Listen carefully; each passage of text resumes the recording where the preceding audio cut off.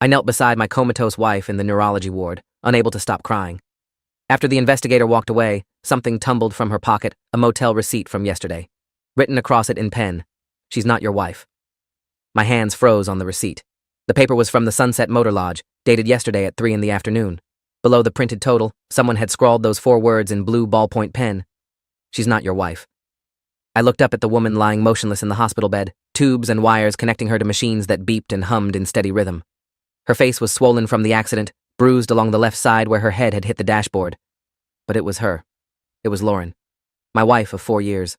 The woman I'd married in a beach ceremony in California, who'd moved across the country with me for my job, who'd been sitting in the passenger seat when the drunk driver had T-boned us 3 days ago.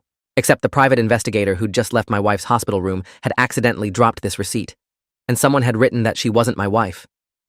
My stomach dropped, my vision blurred. I read the words again, willing them to change or make sense or disappear. They didn't. Lauren and I had met 5 years ago at a conference in Seattle. I was presenting on data security protocols for financial institutions. She'd been attending as a marketing consultant, had asked insightful questions during my Q&A session. We'd ended up having drinks at the hotel bar, talking until 2 in the morning about everything and nothing. She'd been magnetic, confident and funny with this way of making me feel like I was the most interesting person in the room, even though she was clearly the one everyone gravitated toward.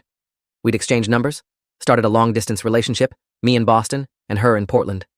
6 months later, I'd proposed. A year after that, we were married. She'd moved to Boston to be with me, had found consulting work with local firms, had integrated seamlessly into my life. We'd bought a small house in the suburbs, talked about starting a family, built what I thought was a solid foundation for our future. 3 days ago, we'd been driving home from dinner when a pickup truck had run a red light and slammed into the passenger side. The impact had been catastrophic. Lauren had taken the worst of it. Head trauma, broken ribs, collapsed lung. They'd put her in a medically induced coma to let her brain heal.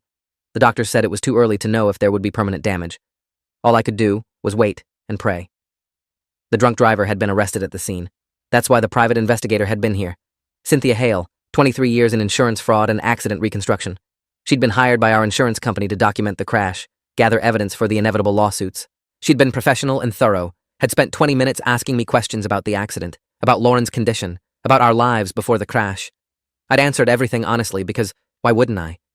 Then she'd thanked me, gathered her things, and left. Except she'd dropped something. This receipt. With this note. I stood up on shaking legs and walked to the door. Looked down the hallway, but Cynthia Hale was already gone. Elevator doors closing at the end of the corridor. I pulled out my phone and found her business card in my wallet. Called the number. It rang 4 times before going to voicemail. "This is Cynthia Hale with Allied Claims Investigation. Please leave a message and I'll return your call within 24 hours. I hung up without leaving a message. My hands were trembling so badly I almost dropped the phone. I looked back at the receipt, at those 4 words that made no sense.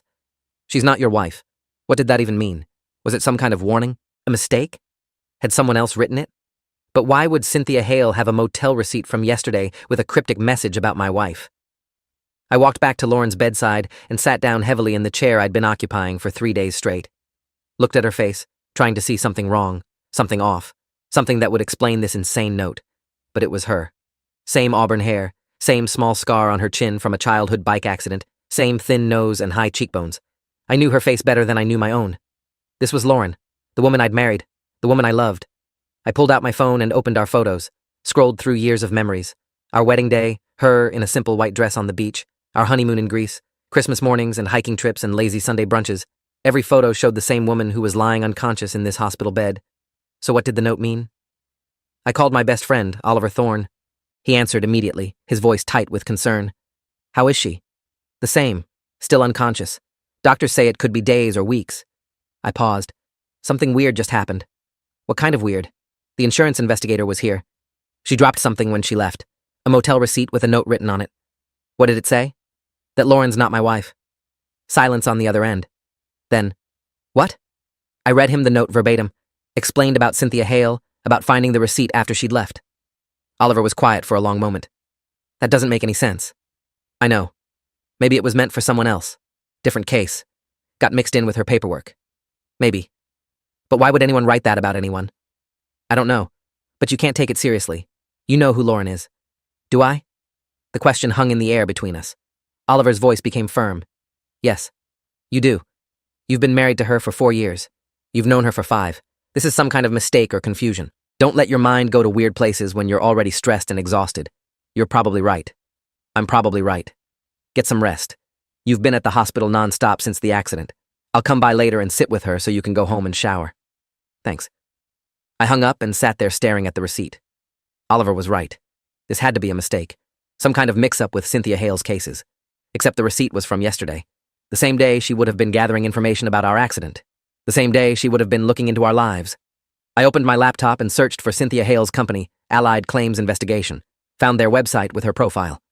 23 years of experience in insurance fraud detection and accident reconstruction. Licensed private investigator in Massachusetts and 3 other states. Specialized in suspicious claims and identity verification. Identity verification. The words jumped out at me. Why would an accident investigator need to specialize in identity verification unless there were cases where people weren't who they claimed to be? I scrolled through testimonials and case summaries. Found references to staged accidents, false injury claims, identity fraud in insurance contexts. My heart was pounding now. I looked at Lauren again. Tried to think of anything unusual or off about her in the past 4 years. Came up empty. She'd been consistent, steady. The same person every day. No sudden changes in behavior or personality. No unexplained absences or secretive phone calls. Just my wife, living her life, being herself. Except, there had been small things.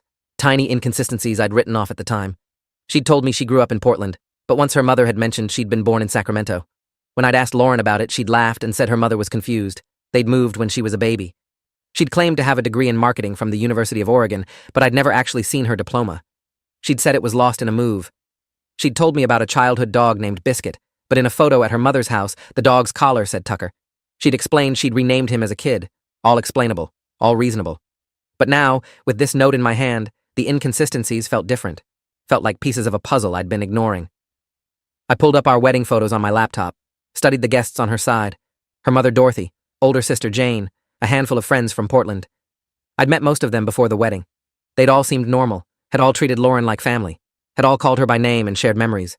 Were they all part of some elaborate deception? That seemed impossible. If you are enjoying this story already, please subscribe to see more stories like this. I called Dorothy, Lauren's mother. She answered on the 3rd ring, her voice thick with worry. How's my baby doing? The same. Still in the coma. The doctors are hopeful, but it's too soon to tell. Oh God. I'm catching a flight tomorrow morning. I'll be there by noon. Dorothy, can I ask you something strange? Of course, honey. What is it? Where exactly was Lauren born? She paused. Portland. At Mercy Hospital. Why? I'm going through paperwork for the insurance and I need to make sure all our records are correct. Birth certificates and things. She was born in Portland in 1989. March 15th. I can send you a copy of her birth certificate if you need it. That would be helpful, actually. I'll email it tonight. Dorothy, is there anything about Lauren's childhood I should know? Anything unusual? What do you mean unusual? I don't know. Just, did she ever go by a different name? Or was there ever any confusion about her identity? There was a long silence. Why are you asking me this? My daughter is lying in a coma, and you're asking bizarre questions about her identity. I'm sorry. I'm just stressed, and the insurance company is being thorough. I didn't mean to upset you. She took a breath. Lauren is my daughter. I gave birth to her. I raised her. There's no confusion about who she is. Now tell me honestly, is she going to be okay? I don't know. I hope so. I'll see you tomorrow. I hung up feeling worse. Dorothy had been defensive. More defensive than the question warranted. Or maybe I was reading into things because of this stupid receipt. I needed to think rationally. Needed evidence, not paranoia. I opened Lauren's purse, which the hospital had given me, along with her other personal effects. Looked through it methodically. Wallet with her driver's license, credit cards in her name, insurance cards, lipstick, keys, phone. I picked up her phone. The screen was cracked from the accident, but it still worked. I knew her passcode. We'd always been open about that. I unlocked it and started going through messages. Texts with me, with her mother, with friends. All normal. All consistent with the life I knew. Photos of us, of her work, of random daily moments. Nothing suspicious. Nothing that suggested she was anyone other than who she claimed to be. I opened her email. Work correspondence with clients, newsletters, online shopping confirmations. I scrolled back months. Nothing unusual jumped out. Then I saw an email from 6 months ago that made me stop. Subject line, new identity documents ready for pickup. I clicked it open. My hands went numb. The email was from someone named Malcolm Brooks at something called Precision Document Services. No body text, just the subject line. But attached was a scanned image of what looked like a driver's license, for a woman named Catherine Mills, with Lauren's photo. My vision tunneled. I zoomed in on the image. It was definitely Lauren's face. Same everything. But the name was wrong. Catherine Mills. Age 31. Address in Portland. I sat back, my heart hammering so hard I could feel it in my throat. I searched Precision Document Services. Found a sketchy website offering novelty documents, clearly a front for fake IDs, the kind of service you'd use if you needed a false identity. I went back to Lauren's email and searched for Malcolm Brooks. Found 3 more emails over the past 2 years. All similar, all confirming pickups of documents, all with attachments showing IDs and papers in different names.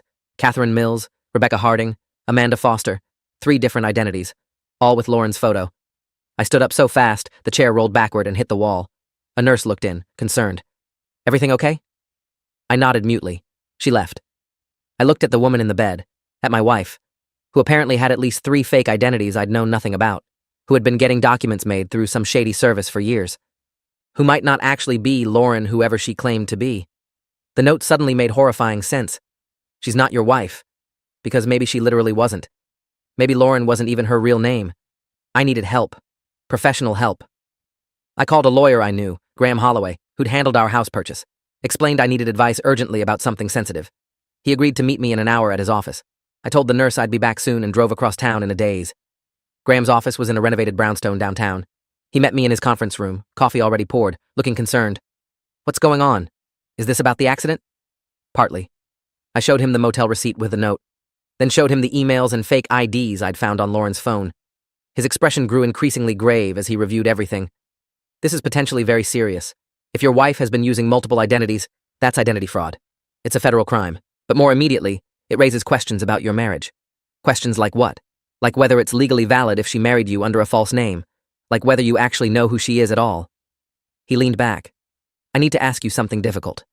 Do you have any reason to believe your wife might have been involved in criminal activity?" Number 1. I didn't think so. But I also didn't know she had fake IDs. Graham made notes on a legal pad. "Here's what we need to do. First, we need to determine her actual legal identity. That means getting official documents, not just what she's told you. Second, we need to find out if there's any criminal investigation into her. Third, we need to protect your legal interests in case this gets complicated. How do we do all that while she's in a coma? We hire an investigator, someone separate from the insurance company, someone who can dig into her background properly. Do you know anyone?" "I know someone. Let me make a call." He left the room. I sat there trying to process everything. My wife, who I'd thought I knew completely, had been living under multiple false identities, had documents made in different names, had apparently been someone else entirely before she'd met me. Who was she, really? What had she been running from, or running toward? Graham came back. "I've got someone coming over. His name is Victor Chen. He's a private investigator who specializes in background checks and identity verification. He'll meet us here in 30 minutes. In the meantime, I need you to go through everything you know about Lauren. Write it all down. Every detail about how you met, what she told you about her past, any inconsistencies you remember." I spent the next half hour filling 3 pages with everything I could remember. How we'd met at the conference, how she'd said she was from Portland, her job as a marketing consultant, her family, her past. As I wrote, more inconsistencies emerged. She'd told me she went to University of Oregon, but couldn't name specific professors or buildings when I'd asked. She'd claimed to have worked for a firm in Portland before moving to Boston, but I'd never seen pay stubs or tax documents from that time. She'd said her father had died when she was young but couldn't tell me where he was buried. Details I'd accepted at face value because why would anyone lie about those things? Victor Chen arrived exactly on time. He was in his late 50s, gray hair and sharp eyes, wearing a suit that had seen better days, but was immaculately clean. He shook my hand firmly, listened while Graham explained the situation, reviewed the evidence I'd gathered. When we finished, he sat back and studied me. "Mr. Whoever you are, I'm going to be blunt. Based on what you've shown me, I don't think Lauren is this woman's real name. I think you've been married to someone operating under a false identity for 4 years. The question is why? What are the possibilities?" "Several. She could be in witness protection, though that's unlikely given the fake IDs. She could be running from an abusive relationship or stalker. She could be involved in fraud or other criminal activity. She could be working for an intelligence agency, though again unlikely. Or she could be a con artist who married you for access to your money or identity. I don't have that much money. You're a data security consultant for financial institutions.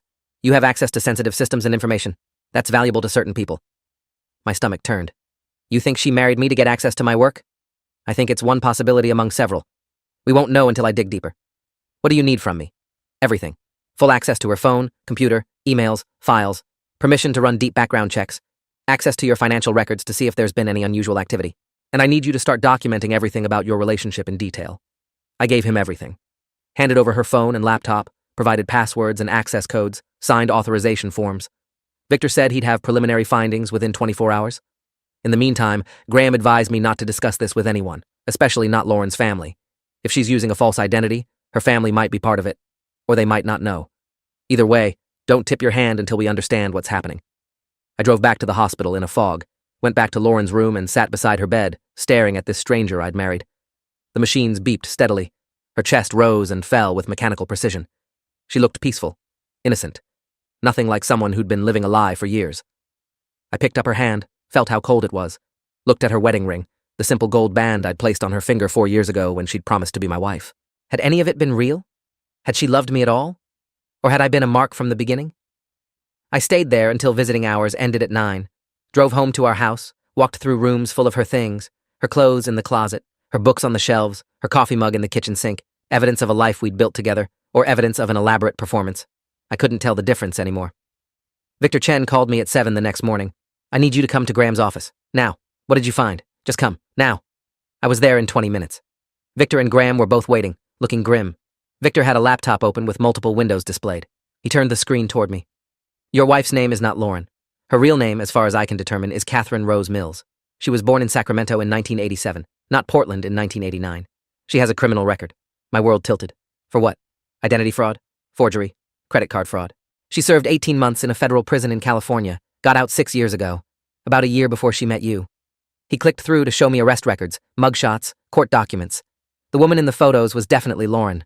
Same face, different name, different backstory, different everything. She was arrested 5 times between ages 22 and 27, always for fraud-related crimes, credit cards in false names, bank accounts using stolen identities, forged checks. She was good at it, apparently. Got caught because she got greedy and started hitting the same banks repeatedly. I couldn't speak, could barely breathe. Victor continued. After she got out of prison, she dropped off the grid. No credit cards in her real name, no bank accounts, no employment records. She essentially disappeared. Then 3 months later, Lauren Bennett appeared. New identity, clean background, marketing consultant. That's the woman you met. But why? Why create a false identity and marry me? Graham spoke up. We pulled your financial records going back 5 years. There have been unusual wire transfers from your business account. Small amounts, $500 to $1,000 at a time, going to an offshore account in the Cayman Islands. Total of about $83,000 over 3 years. I felt like I'd been punched. I never authorized those transfers. I know. But you gave Lauren access to your business account when you got married. Power of attorney for financial decisions. She's been siphoning money systematically, small enough amounts that you wouldn't notice. Victor added, the offshore account is in the name Catherine Mills, your wife's real identity.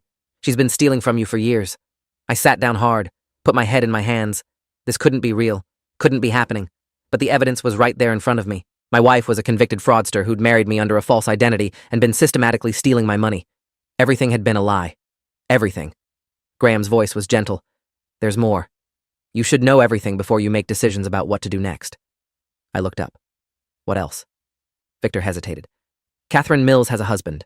A real husband. She married someone named Frank Dawson 8 years ago in Nevada. Never divorced him, which means her marriage to you is not legally valid. It's bigamy. I couldn't process it. My brain just stopped working. I was sitting in a lawyer's office learning that my wife of 4 years was actually a convicted criminal named Catherine Mills, who was still married to someone else and had been stealing from me the whole time. It was too much. Too surreal. It couldn't be real. Graham poured me water. Took a breath. We need to talk about next steps. The police need to be involved. This is active fraud and bigamy. I can contact them or you can, but it needs to happen. What about her? She's still in a coma. I know, and I'm sorry about that. But when she wakes up, she's going to be arrested. That's inevitable now. And frankly, you need to protect yourself legally. We should file for an annulment based on fraud, freeze all joint accounts, and secure your assets before this gets more complicated. I nodded numbly. Do it. All of it. I'll call my contact at the Boston Police Department. They'll want to interview you and review the evidence. Victor, can you prepare a full report? Already done. I'll send it to the detective. What about her family? Are they real? Victor pulled up another file. Dorothy and Jane Bennett exist, but they're not related to Catherine Mills. Best I can tell, they're part of her con. Could be accomplices, could be victims themselves. Hard to say without more investigation. So everything was fake. Everyone was lying. My entire marriage was built on fraud. Graham stood. I'm going to make those calls. David, I know this is overwhelming, but you need to stay focused. You're the victim here. You've been defrauded and betrayed. The legal system will handle the rest. An hour later, Detective Raymond Foster from the Boston PD Fraud Division was sitting across from me. He was in his 40s, balding, with tired eyes that had clearly seen every kind of scam. He listened to the whole story, reviewed Victor's evidence, took detailed notes. When I finished, he sat back. This is one of the more elaborate long cons I've seen. Usually these things burn out after a few months, maybe a year. She committed to 4 years with you. That takes dedication. What was her endgame? She was stealing small amounts consistently, building a nest egg in an offshore account. My guess is she was planning to disappear eventually, probably would have staged some kind of emergency or death. Faked going missing, left you to grieve, and vanished with the money. The car accident just accelerated things. How do we prove all this? We already have proof. The fake identities, the criminal record, the fraudulent marriage, the wire transfers. That's enough for multiple charges. But I want to talk to her when she wakes up. Get her statement. See if there are other victims. I need you to not visit her at the hospital anymore. Can't risk her being tipped off if she regains consciousness. I can't just abandon her while she's in a coma. You're not abandoning her. You're protecting yourself from someone who's been systematically defrauding you. She's not your wife. She never was. Those words again. The same ones from the motel receipt. Cynthia Hale had known. Had somehow figured it out and tried to warn me. I needed to talk to her. Detective Foster continued. We'll station an officer at the hospital. When she wakes up, we'll arrest her. In the meantime, I need you to cooperate fully with the investigation. That means no contact with her or anyone claiming to be her family. Understood? I understood. I left the police station and sat in my car for 20 minutes trying to figure out what to do with myself. My wife wasn't my wife. My marriage wasn't real. My whole life for the past 4 years had been a lie. I drove to Oliver's house. He opened the door, took one look at my face, and pulled me inside. What happened? Is Lauren okay? Lauren's not real. I told him everything. The fake IDs, the criminal record, the real name, the bigamy, the stolen money. He listened with increasing horror. Oliver was my oldest friend, had been my best man at the wedding, had spent years getting to know Lauren and welcoming her into our friend group. Now I was telling him she'd been a fraud artist the whole time. When I finished, he was speechless. Finally, he said, I never suspected anything. Not once. She was so normal, so real. That's what made her good at it. She committed fully, lived the role, made it real enough that everyone believed it. Do you believe it now? I have to. The evidence is overwhelming. But part of me still can't accept that the woman I've loved for 4 years doesn't exist. She exists, just not as who she claimed to be. I stayed at Oliver's that night. Couldn't go back to my house, back to the life I'd shared with a stranger. Couldn't face the reality of what I'd lost. The next morning, Graham called. The annulment papers are ready. Given the fraud involved, it should be straightforward. We're also filing a civil suit to recover the stolen funds. And I've frozen all your joint accounts. How's Catherine doing? She's still in the coma. Doctors say her brain activity is improving, but no timeline for when she'll wake up. I spent the next week in a fog, moved through daily routines mechanically, went to work, came back to Oliver's, avoided my house. Detective Foster called periodically with updates. They'd located Frank Dawson, Catherine's real husband, in Nevada. He hadn't seen her in 6 years, thought she was dead. Had filed a missing persons report when she'd disappeared after getting out of prison. He had no idea she'd created a new identity and remarried. They'd found evidence of at least 2 other identities Catherine had used, one in Arizona, one in Florida. Both involved short-term relationships with men who had access to money or valuable information. I was part of a pattern, a mark in a series. Nothing special, nothing real. On the 8th day after the accident, the hospital called. Catherine had woken up. She was confused but stable. The police were there. Did I want to come? I said no. Couldn't face her. Couldn't look at her without seeing all the lies. But Detective Foster called an hour later. You should come. She's asking for you. She doesn't know we know everything yet. I want to see how she plays it. I drove to the hospital with my hands shaking. Walked into her room flanked by Detective Foster and another officer. Catherine was sitting up in bed, looking weak but alert. When she saw me, her face lit up with what looked like genuine relief. David. Oh, thank God. I was so scared. I thought you weren't coming. Detective Foster stepped forward. Ms. Mills, I'm Detective Raymond Foster with the Boston Police Department. I need to inform you of your rights. Her expression changed. Confusion, then recognition, then fear. What?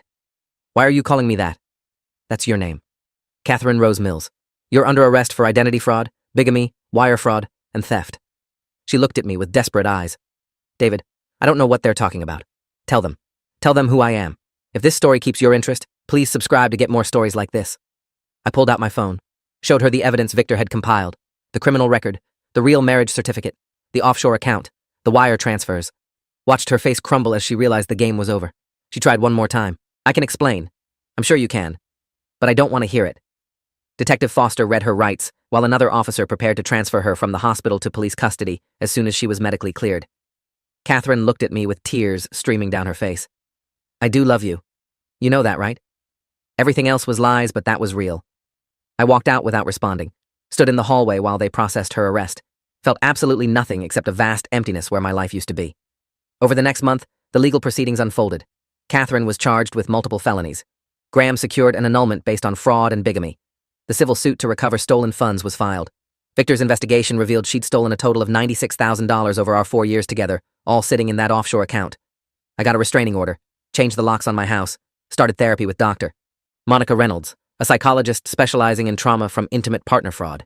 Tried to rebuild some sense of normalcy in a life that had been completely upended. Catherine pled guilty to avoid trial, got sentenced to 5 years in federal prison. At the sentencing hearing, she tried to address me directly. The judge allowed it. I'm sorry. I know that doesn't mean anything now, but I am. You deserved better than what I gave you. I don't expect forgiveness. I just want you to know that some of it was real. My feelings for you were real, even if everything else was a lie. I didn't respond, didn't give her the satisfaction. She was led away in handcuffs, and I walked out of the courtroom into bright sunshine. It was over.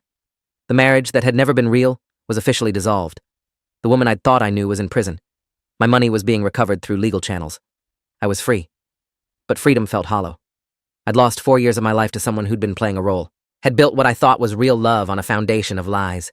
Every memory was tainted now. Every moment we'd shared was recontextualized as part of her long con. I didn't know how to move past that. Dr. Reynolds helped. We met twice a week for months, working through the betrayal and violation. She helped me understand that Catherine's actions weren't a reflection of my worth or judgment, that sociopathic fraudsters are skilled at manipulation, that I couldn't have known because she'd been that good at deception, that I could trust again someday if I learned to recognize red flags and trust my instincts. Oliver helped too. He was there constantly, helping me reclaim my house, removing all traces of Catherine, being a steady presence when everything felt unstable. One night, 6 months after her arrest, we were having dinner when he said something that stuck with me. You know what impresses me? You didn't become bitter. You didn't shut down. You're doing the work to heal instead of letting this destroy you. I shrugged. What's the alternative? Let her win twice? Once by defrauding me and again by ruining my ability to trust anyone? Number. I'm choosing to believe that not everyone is like her. A year after everything ended, I was in a genuinely better place. The money had been recovered. The annulment was final. Catherine was in prison. I'd sold the house and bought a smaller condo, fresh space with no memories. Started dating again, cautiously. Met a woman named Isabel through friends who was refreshingly honest about her own messy divorce. We took things slow. I was upfront about my trust issues, and she appreciated the honesty. She'd been burned too. We understood each other's damage. The motel receipt that had started everything was framed on my desk at home. She's not your wife. A reminder that sometimes the truth comes from unexpected places. Cynthia Hale had tried to warn me, had somehow sensed or discovered something was wrong and left me that note. I tracked her down months later to thank her. She'd been apologetic about the cryptic message. I wasn't sure at first. Just had a feeling when I interviewed you that something was off about your wife's story. Little inconsistencies. I started digging and found the fake IDs. Didn't want to accuse her directly without more proof, but I wanted to plant a seed so you'd start questioning. I'm sorry it turned out the way it did. I thanked her. Told her that seed had saved me from years more of fraud. Had given me my life back even though it had destroyed the life I thought I had. 2 years after the accident that had exposed everything, I was genuinely happy again. Different happy. Not naive happy, but earned happy. The kind that came from surviving betrayal and coming out stronger. Catherine had tried to build a life in my shadow, had stolen my money and trust and 4 years of my time. But she hadn't broken me, hadn't destroyed my ability to love or trust or hope. That was my victory. She was in prison. I was free. Not just legally, but actually free. And I'd built something real from the wreckage she'd left behind. Thanks for watching till the end. Make sure to subscribe and like to not miss the next story.